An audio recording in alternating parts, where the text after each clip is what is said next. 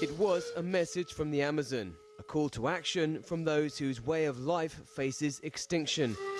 These Ashaninka from Peru were joined in Lima by indigenous Amazonians from 8 more South American countries: Brazil, Ecuador, Colombia, Bolivia, Venezuela, French Guiana, Guyana and Suriname.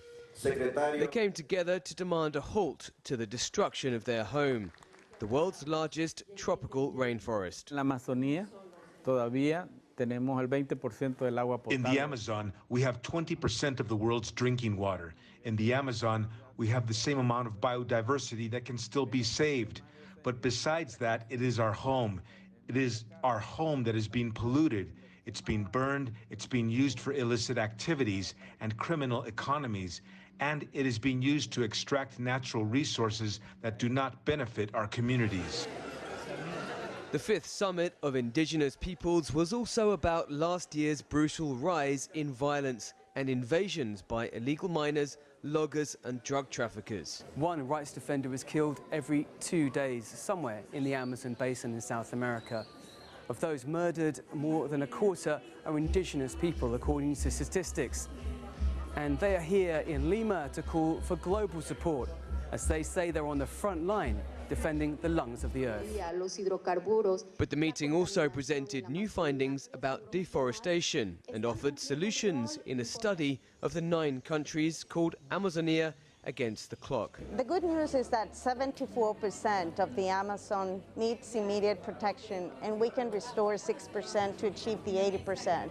But we're already, this is like the last call before we reach, all the region reaches a tipping point. All of those. Guzman said only indigenous people had the know-how. No one can talk on their behalf. Their voices are very loud and clear, and they're the ones that have the knowledge for millenniums on how to preserve their home, that it's the forest.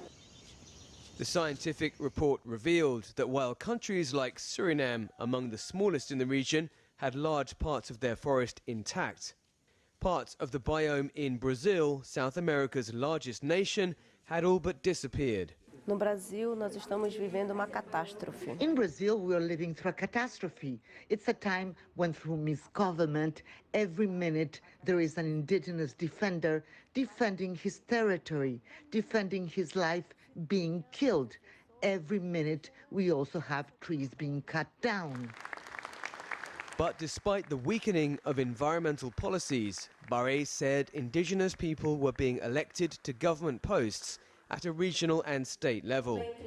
If urgently implemented, Barre says there are solutions to save the world's largest carbon sink. The event's leaders presented an action plan to protect 80% of the Amazon by 2025. Now it's up to world leaders to adopt it. Dan Collins, CGTN, Lima.